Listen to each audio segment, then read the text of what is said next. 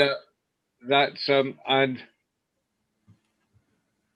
some introduction, David, but make it a little shorter than the story.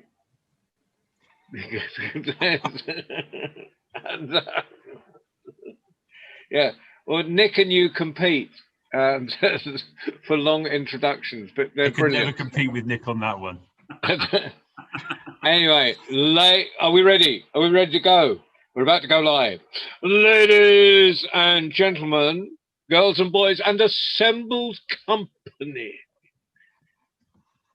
This is the second of our weekly international young tellers. At the moment, because we're waiting for other people to come in the room, our tellers are from Gaza. And I know nothing about them because I happen to work there. But however, David in the corner, he looks in the corner on my screen anyway, has. And so he will introduce these fine young tellers. And maybe not with the whole story, but a bit of the story of how you came to work with them and which school they're from, etc. So if you would like to do that for each one, over to you, David. Thank you very much, John. It's great to be back here again after last week, which was a great start to this series. There are two young storytellers in the room, both from Gaza. One I met yesterday and the other one I'm meeting now. And it's Raghad. Raghad, is your video working at the moment, Raghad? And Zaina. And Raghad is when you can see her mum's in the room as well. Sahar. Hi, Sahar. Oh, there she is. Okay. And Raghad, are you ready to tell your story first? Yes, I'm ready, and I'm so excited. Brilliant. Well, I met Raghad yesterday, but I've known her mum for a while. Mum did a storytelling course with me, and from the Hands Up Project. So Sahar Sayam is a volunteer with the Hands Up Project, and I'm a volunteer here in the UK. Sahar and Raghad both live in Gaza, and I'm doing a series for the Hands Up Project called Teach Us a Tale. So each week, a young person from Gaza or Palestine teaches me a story, but not just me, to everybody watching live in the room. And that was yesterday morning. And so now Raghad's going to tell the story to the world again on the World Storytelling Cafe. And I think you learned this story on the Hands Up Project from Catrice Horsley, didn't you, Raghad? Exactly. So Raghad, it's over to you. Please tell us about the story and then you can tell it. And just tell it the same as before, but I should say everybody at home, you need to join in with all of the actions in the story. It's a very, very physical story. So John, are you ready to do the actions? Yes, I'm ready.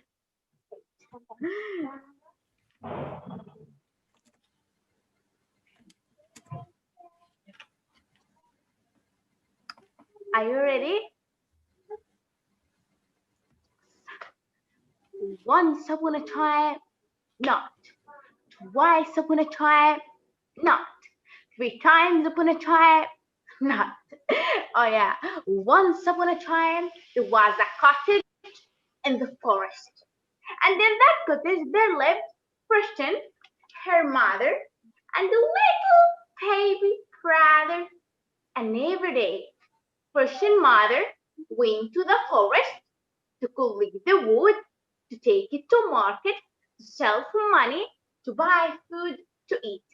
Join me please doing that. Christian mother went to the forest to collect the wood, W, to take it to market, N, to sell for money, to buy food to eat. And every day, Christian had to look after her little baby brother. Her little baby brother was a bit smelly. and he was not the best baby to look after, and it was not the best job. But he was a lovely baby, even though his smell. Now, one day, Christian mother said, Christian, you have to look after your brother because I went to the forest to collect the wood, to take it to market, to sell for money, to buy food to eat. Christian said, do I have to, Mom? He's really smelly. Yes, Christian, because we have no food, we have no money, we will starve and die. So her mom turned to go and suddenly said, but the Christian, make sure you look after your baby brother very well.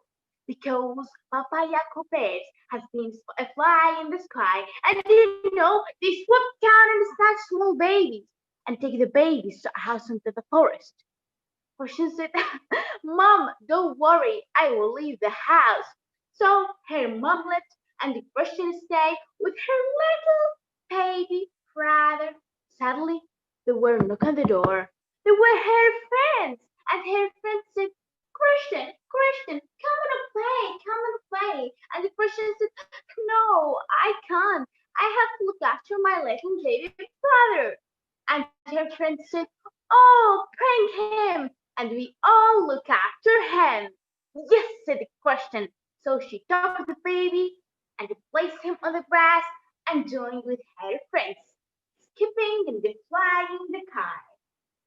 Suddenly, we saw the shadow of a black bird flying, and the Christian, she remembered, with her heart was beating in her chest. She took the baby outside the house and placed him on the grass. So she ran as fast as she could, but it was too late. All what wasn't there, one black feather in the shape of question mark. And the Christian, she knew what she had to do. She had to go to the forest and rescue her little baby brother. So she ran and she ran and she ran. Her heart was beating in her chest, deeper and deeper and deeper into the forest. And she stopped. She heard a little voice. Help me, please. She looked in the floor. Was a tiny fish. It needed to go back to water. Christian wanted to hold her little baby brother. She couldn't leave this tiny fish to die. So she carried the fish and back again and put again on the water. And she ran and she ran and she ran. Her heart was beating in her chest, deeper and deeper and deeper into the forest. And she stopped. She heard a little voice. Help me, please. She looked at the top of the tree, and there was a squirrel, which was on a trap. Christian wanted to help her little baby brother, but she couldn't leave the squirrel to die.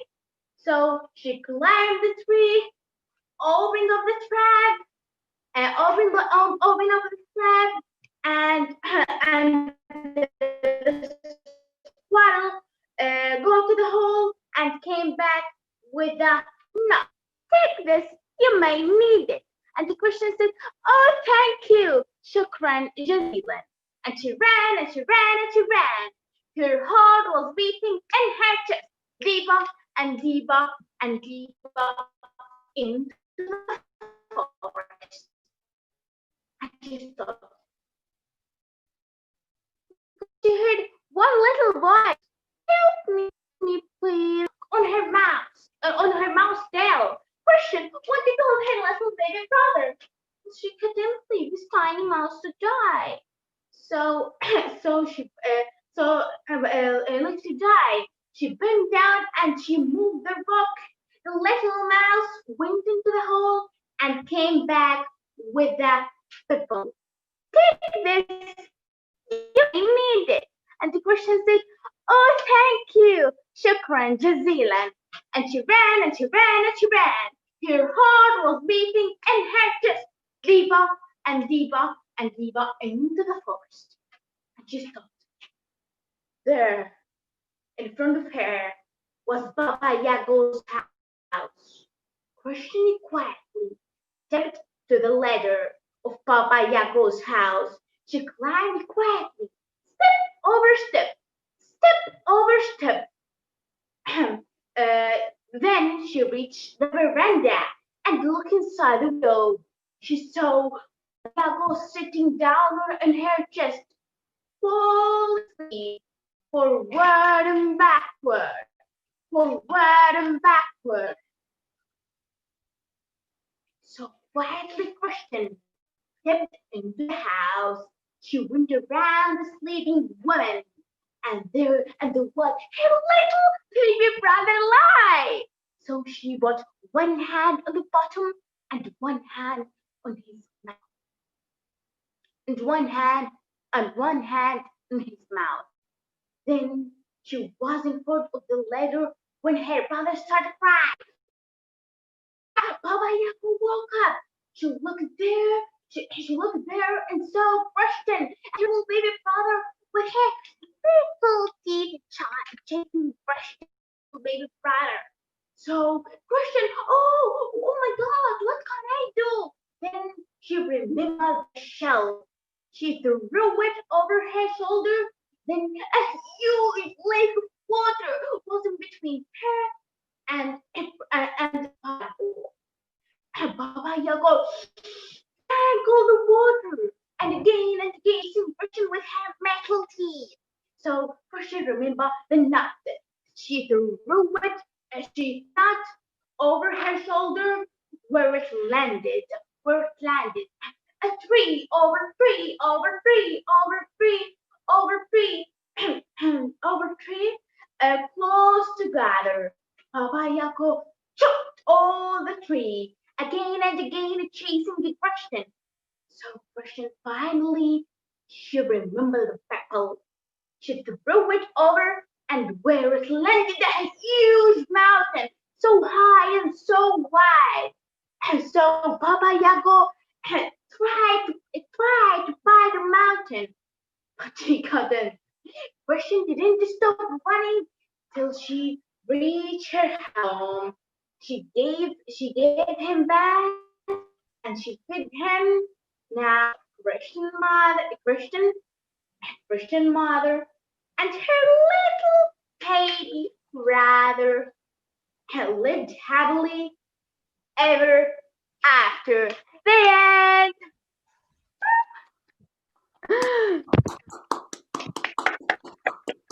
That was fantastic. Ragad, that was amazing.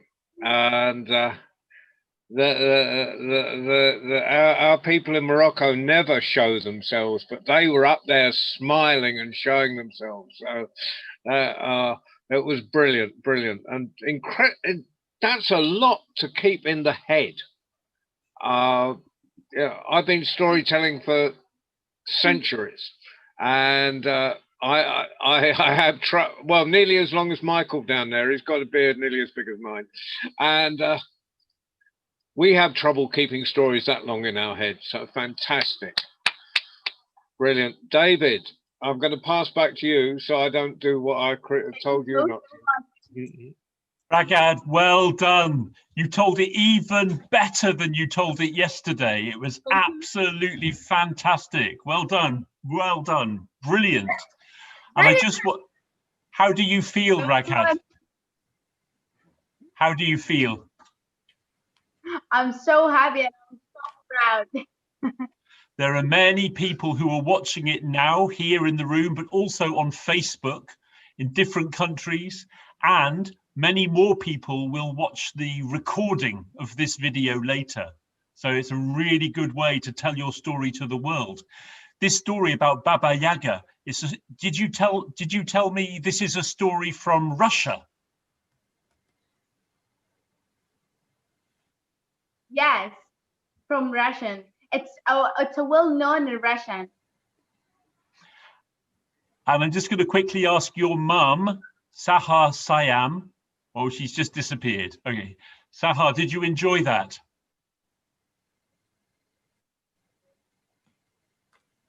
Yes, of course. Do it in just like amazing way. her energy, performance, and facial expression are all so brilliant. I'm so proud of her, and thank you for the Hands Up project for giving us lots of storytelling sessions so that young learners are told or can learn all these stories from. Imagine that story's been told in Russia probably for centuries, and somehow that story found its way through storytellers and maybe books to a woman called Catrice Horsley, a fantastic storyteller. Catrice told it on the Hands Up project.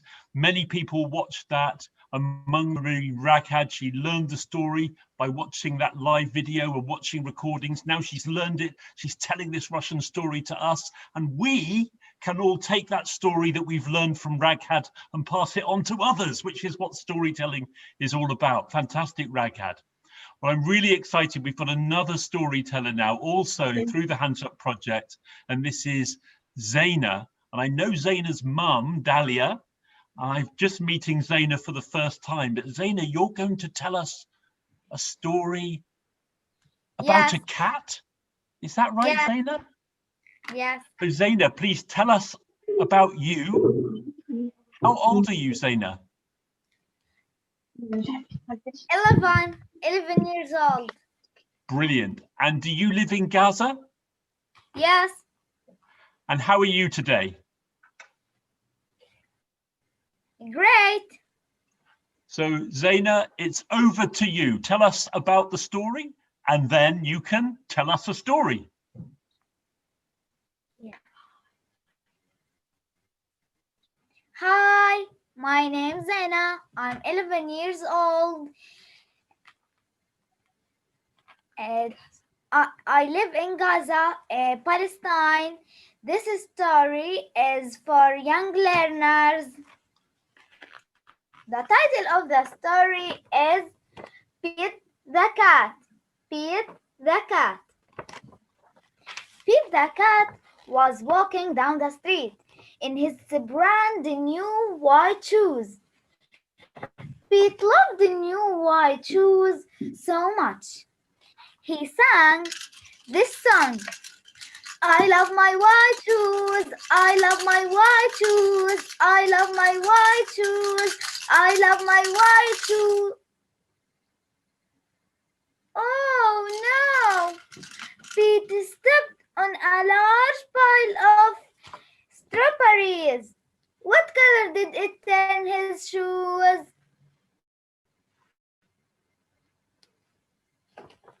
Red. Very good. Did Pete cry? Goodness no! He kept walking along and sang this song. I love my red shoes. I love my red shoes. I love my red shoes. I love my red. Oh no! Pete stepped on a large pile of blueberries. What color did it turn his shoes? What color did it turn his shoes? Blue. Very good. Did Pete cry? Goodness no! He kept walking along and sang this song. I love my blue shoes. I love my blue shoes. I love my blue shoes. I love my blue shoes. Oh no! Pete stepped on a large puddle of mud. What color did it turn his shoes? What color did it turn his shoes?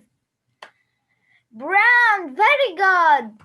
Did Pete cry? Goodness no! He kept walking along and sang this song.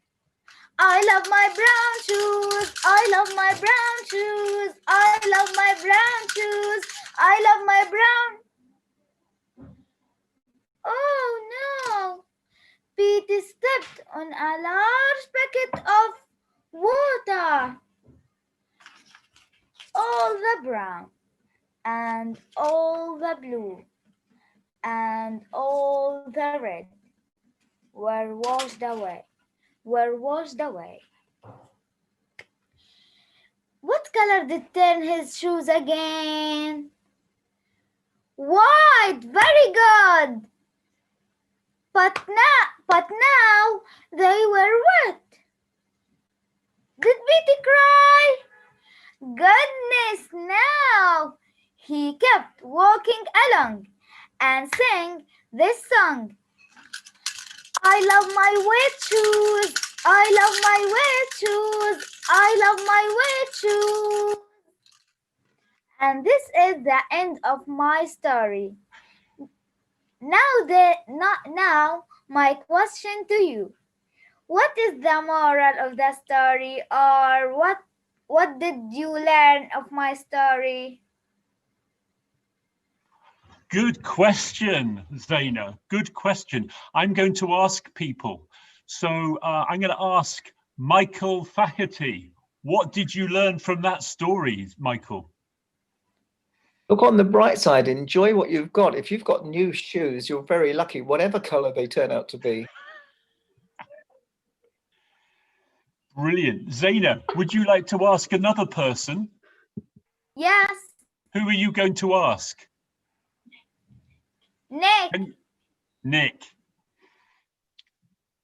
Well, I think that in this world, sometimes we step in things that we don't want to step in.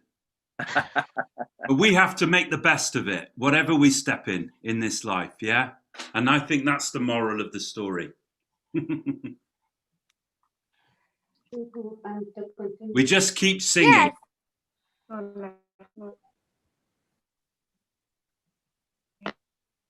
What do you think, Zaina? Now this, the moral of my story is, no matter you step in, what you step in, keep walking along and sing your song, because it's all good. It's all good. Ah, Fantastic. Well done, Zaina. Brilliant, Zaina. Thank I love the rhythm of your storytelling. It's just so catchy. I just wanted to tell the story with you. It was brilliant. you. well, that was brilliant, Zaina. It was, and it had us all dancing. Even did. Shane was dancing, I was. It was fun. and Shane usually lives in the middle of a wood and only dances with the fairies and the gnomes. So there's that was brilliant.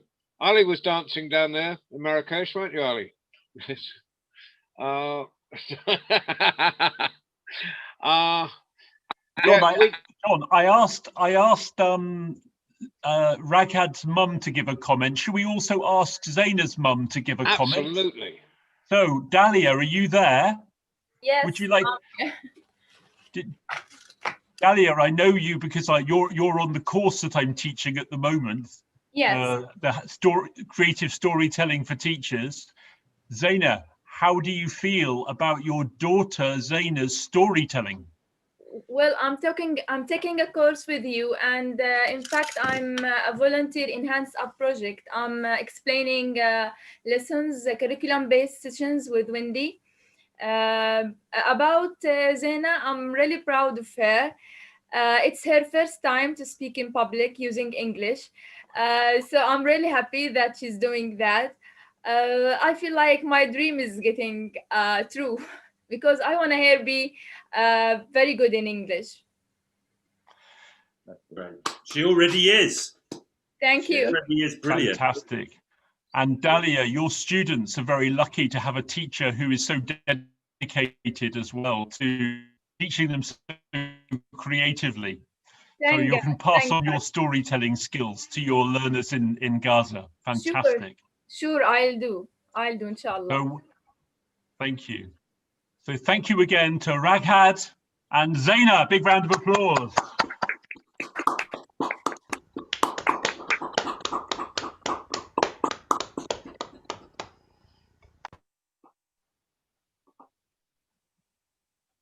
John, you're muted. I need Nick's T-shirt that says "Unmute yourself." I ran a workshop earlier in the day, and people were always shouting, "Unmute yourself, John." It's my life. You know, in real life, people are saying, "Can you be quiet for a minute, John?"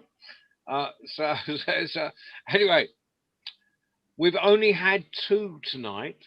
There will be more. Hope to see you back, all of you. But we had 2 of such great quality. I don't think it matters that there was only 2 people on on tonight, because you held it. You did a complete show together. So another round of applause for our fantastic 2 storytellers. And I know what's going to happen. I'm going to bring this to a close. Well, of course, anyone else go after everyone else has had a chance to make their comments, and then someone's going to join us, and they'll say, "Oh, I'd have finished this thing," but don't worry. Has anyone else got anything they want to say to our 2 tellers? Teresa.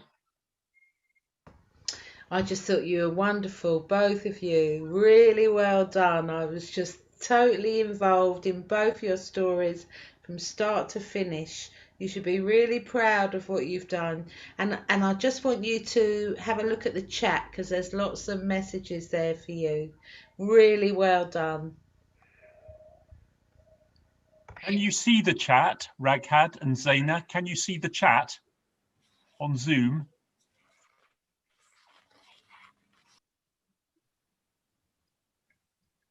Sometimes it's difficult to get to the chat if you're on a phone or something. Teresa, could I ask you, would you mind reading the comments in the chat for Zaina and Raghad? Would you mind doing that? No, I can do that. That's fine. Let me just scroll back.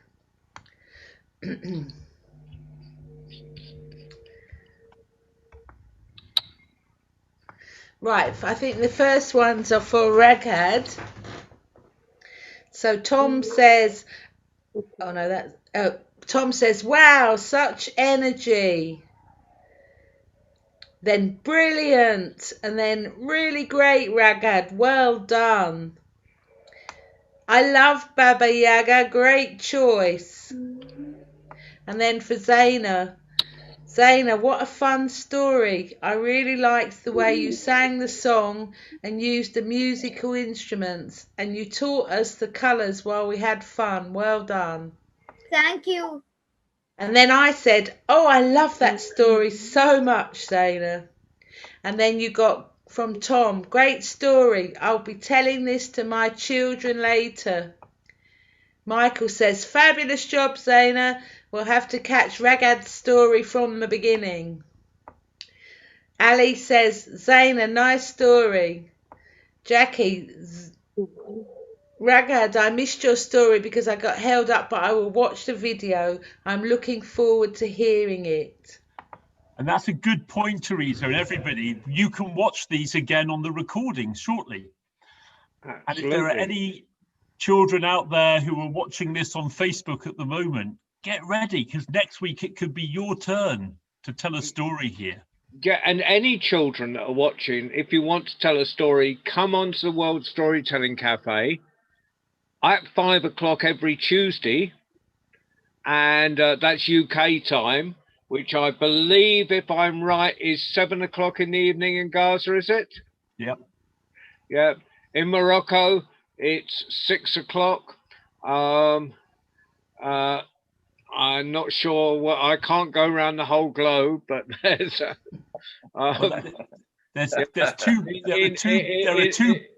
sorry to interrupt, John. There are 2 boys called Rivan and Suvam right now in Nepal, and I think they're watching this, and they said to me, "We'll watch it tonight and then we'll tell next week." And they've told me stories before, and they are brilliant storytellers. And I'll tell you what time it is in Nepal right now. 5 o'clock in UK is 10:45 p.m. It's 5 3/4 hours difference. It's extraordinary. So, but they're willing to stay up next week to come at 10:45 Well, that would be p.m. brilliant. I'm looking forward to that. Shane, you've not said anything. I've never known you not say anything. Have you got a comment?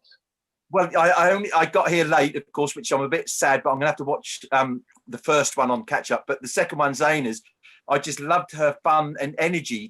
I just wanted to dance and join in straight away. So she's got a lovely, lovely personality that just comes across straight away. Wonderful stuff. That's my pleasure. It's lovely. Well, thank you so much for this kind words. yeah. So we will see you back. You're coming back to us, aren't you? You'll both come back to us. Fantastic. That'd be good. And David, thank you for introducing these fine young people to me. Nick, It's an honour. thank you for dragging David into the fold and starting the whole project, and the audience, of course, because it's important to listen. If speaking was more important than listening, we'd be given 2 mouths and 1 ear. And I've stolen that line from Taffy Thomas, but he probably stole it from someone else. Because that's what storytelling is. But I look forward to seeing you all next week and more. And if you want to bring any friends along, and Nick, if you want to put any of the plays on, the 5-minute plays on during this session, you are welcome. And then if any young poets as well, we don't mind. We'll have anything as long as it's from as long as it isn't from people with long white beards. Or even people at work. Thank you, Tom. No, anyone roughly under the age of 18, not in mentality, or else Tom will be telling stories. But anyone under the age of 18, if they want to come on this, they're welcome. So bring your friends, the more the merrier. Thank you ever so much, everyone. Lovely, thank you. Good night. If anyone's listening out there and wants to go onto the cafe site and drop something into the hat, tonight's hat is going to the Hands Up project, which actually develops storytelling and plays with school children in Palestine. So that's a really worthwhile cause. So, and they love a few pennies to keep them going. So anything you put in the hat would be much appreciated. Thank you very much, and we'll see you all next Tuesday. And next week, I think Tom Phillips up in the corner is telling stories on Friday for children. So if you want to come and just listen, that's at 6 o'clock, which would be 8 o'clock in Gaza. So if you just want to listen to Tom telling stories for children, that would be brilliant. Lovely. Very good. Good night. Tom's very good. He's worth listening to.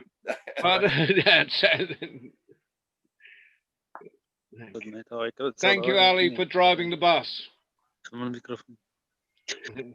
Hi, Zaina. You're welcome, Mr. John. Welcome, my friends. Yeah, we're finished. I'll see you on Thursday, if not before. Right. Yeah, inshallah. Okay. Thank you. Thank you. John, is the Facebook finished now? Yeah, I think you have. We turned off the Facebook. We're not broadcasting, are we, Ali, at the moment? It says recording live to me. I don't know if that means it's on Facebook or just live on Zoom. No. It'll finish anyway. Be top and tailed by the time we put it up properly. Just a quick question, John. You know, next Sunday with the stories that I'm introducing. Features. Yeah. I know that I'm introducing them live, but I'm wondering whether to invite people who we've got recordings of, whether to invite them into the Zoom room, or whether it's better if they're not in the Zoom room. Oh, they can talk about the story. Yeah, let's have more and merrier in the Zoom room. Okay, I'll invite them to come in, because one of the reasons was, like we've had tonight with Raghad, sometimes the connection's not so great. So some of the places that they're from, it's not great connection. But if they're here as well, then like you say, they can just respond to any comments afterwards. Yeah, they can answer. They can introduce their own stories, or as long as we know which stories are coming up. Yeah. Well, I've got a running order, and I can let them know. Have you sent it through yet? Yes, I sent it through right back a while ago. That's okay. Yeah. So we'll talk to Yulia and Ali about that, so both know what's going on. Fantastic. That's next Sunday, Ali. We've got Weird program next Sunday. I don't know if you'll probably swap bus drivers in the middle, but what there is a series of films that David's got from teachers all over the world. So it's going to be dropping one film in after another. Okay, see you all. Right. We'll let Ali get some tea, so have something to eat. I'm really jealous of where you're standing right now, Ali. I want to get back out to Marrakesh so I can stand. See you all. Bye. Bye.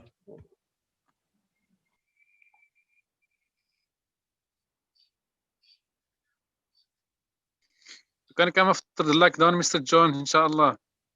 Yeah, inshallah. See you. Bye. Good stuff.